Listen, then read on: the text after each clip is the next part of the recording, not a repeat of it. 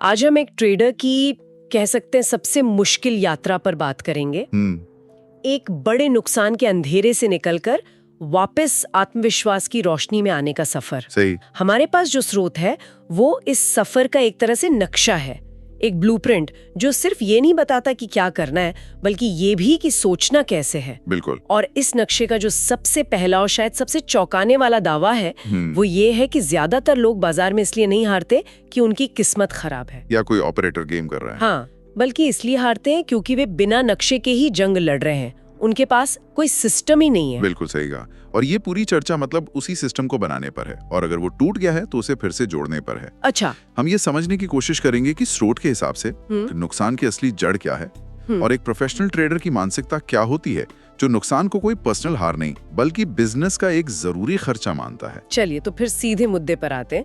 स्रोत एक बहुत कड़वी लेकिन जरूरी बात कहता है कि नुकसान के लिए बाजार को दोष देना बंद करना होगा। सही। दोष ट्रेडर की अपनी गलतियों का है।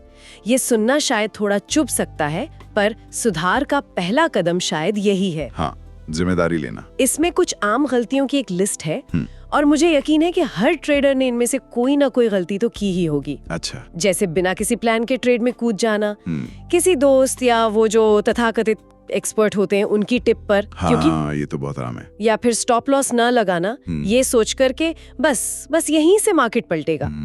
और मेरा पसंदीदा FOMO, fear of missing out. हाँ, कोई शेयर रॉकेट बना हुआ है तो हम भी चलती ट्रेन में चढ़ जाते हैं, ये सोचे बिना कि ट्रेन जा कहाँ रही है। और इसमें आप दो सबसे खतरनाक गलतियों को और जोड़ सकते हैं। बताइए। एक है अपनी हैसियत से ज्यादा लिवरेज लेना, मतलब उधार के पैसों से खेलना ताकि छोटा मुनाफा भी बड़ा दिखे। अच्छा।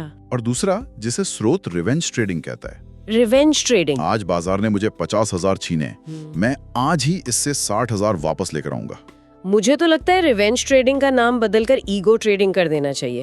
हाँ, बिल्कुल। ये दिमाग नहीं, हमारा अहंकार होता है जो कहता है बाजार मुझे कैसे हरा सकता है, मैं इसे हरा कर रहूंगा। और फिर बाजार हमें और बुरी तरह हरा देता है। बिल्कुल। आपने बिल्कुल सही नस पकड़ी है। स्रोत का सार यही है कि ये सारी गलतियां टेक्निकल नहीं, साइकोलॉजिकल हैं। ये सब डर, लालच और झूठी उम्मीद का नतीजा है। बाजार तो एक ठंडी बेजान मशीन है। सही। उसे आपकी भावनाओं से कोई लेना देना नहीं है। वो सिर्फ उन्हीं को पैसा देता है जो अपनी भावनाओं को किनारे रखकर एक सिस्टम से काम करते हैं। ये पहला और सबसे बड़ा सच है जिसे मानना ही पड़ेगा।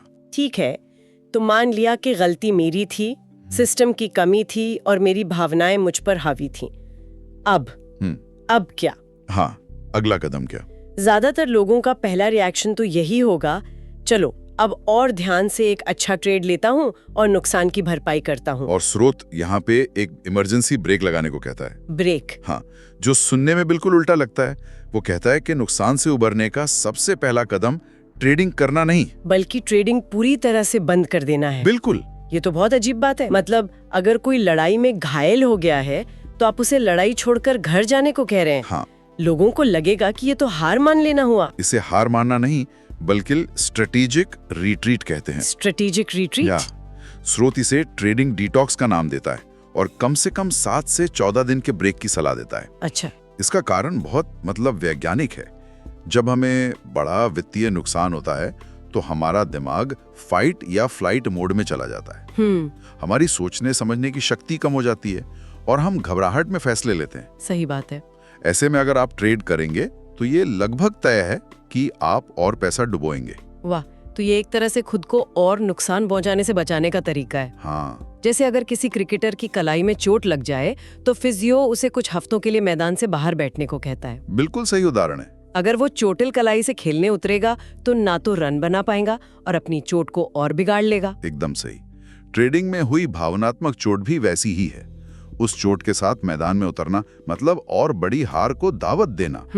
तो ये ब्रेक बाजार से भागना नहीं है बल्कि अपनी उस भावनात्मक चोट को भरने और बिना किसी दबाव के शांति से अपनी गलतियों के बारे में सोचने का एक मौका है। ठीक है, तो ट्रेडर ने 7 से 14 दिन का ब्रेक ले लिया। हाँ। उसका दिमाग अब शांत है। जब वो वापस आता है तो क्या उसका पहला लक्ष्य ये होना चाहिए कि जो 50,000 रुपए का नुकसान हुआ उसे कैसे वापस कमाया जाए? नहीं, स्रोत के मुताबिक ये एक और जाल है। अच्छा। वापसी के बाद पहला सवाल ये नहीं होना चाहिए कि नुकसान कैसे पूरा करूं। तो क्या होना चाहिए? पहला सवाल होना चाहिए जो पैसा बचा है उसे कैसे बचाऊं। ये मानसिकता में जमीन आसमान का फर्क है। मतलब अटैक करने से पहले अपना डिफेंस मजबूत करो। बिल्कुल, इसे सर्वाइवल पहले मुनाफा बाद में का सिद्धांत कह सकते हैं। सोचिए, एक ट्रेडर की सबसे कीमती चीज क्या है?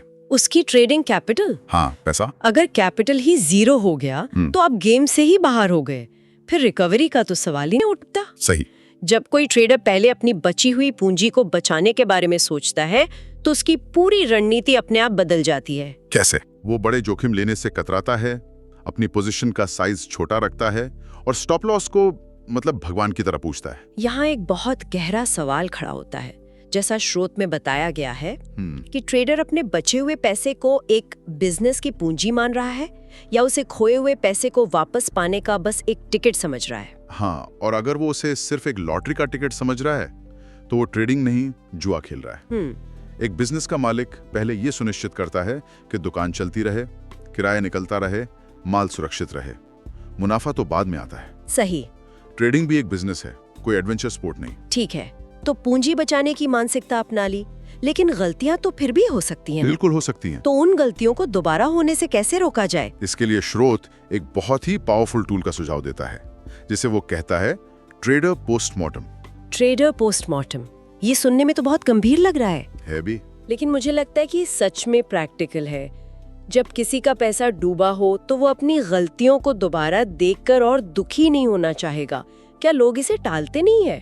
लोग बिल्कुल टालते हैं, क्योंकि सच का सामना करना मुश्किल होता है।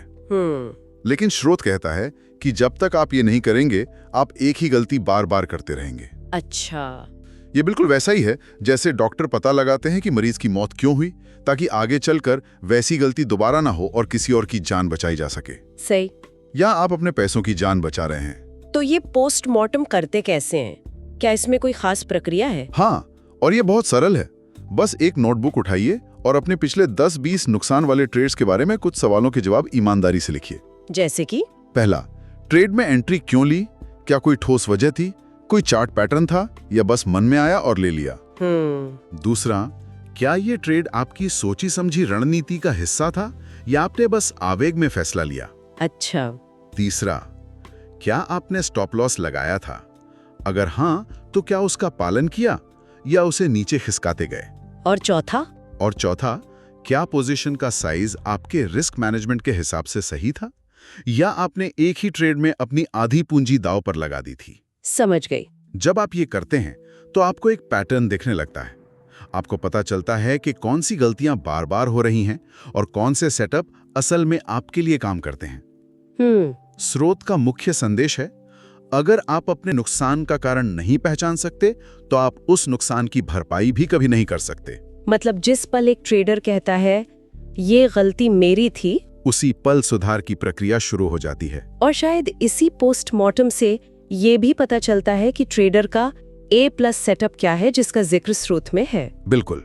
मतलब वो कौन सा ट्रेड है जिसमें उसके सफल होने की संभावना सबसे ज्यादा होती है। बिल्कुल, इसी डेटा से आपका A+ सेटअप निकल कर आता है और ये हमें अगले कदम पर लाता है। तो मैंने ब्रेक ले लिया, पूंजी बचाने की कसम खा ली और अपनी गलतियों का पोस्टमार्टम भी कर लिया। अब तो मैं एक बड़ा ट्रेड लेकर रिकवरी शुरू कर सकती हूँ, है ना? फिल्मों में तो हीरो यही करता है। हाँ। एक बड़ा दाव और सारी बाजी पलट जाती है। हाँ, फिल्मों में यही होता है और इसीलिए 90% लोग असल जिंदगी में पैसा गवाते हैं। स्रोत इस मिथक को पूरी तरह से तोड़ता है। अच्छा? वो कहता है कि असली रिकवरी एक मैराथन है, 100 मीटर की दौड़ नहीं। ये धीमी, उबाऊ लेकिन स्थिर होती है। तो एक बड़ा ट्रेड वाला लालच, वही तो आपको इस मुसीबत में लाया था। वही आपको इससे बाहर कैसे निकाल सकता है। सही बात है। तो फिर सही तरीका क्या है?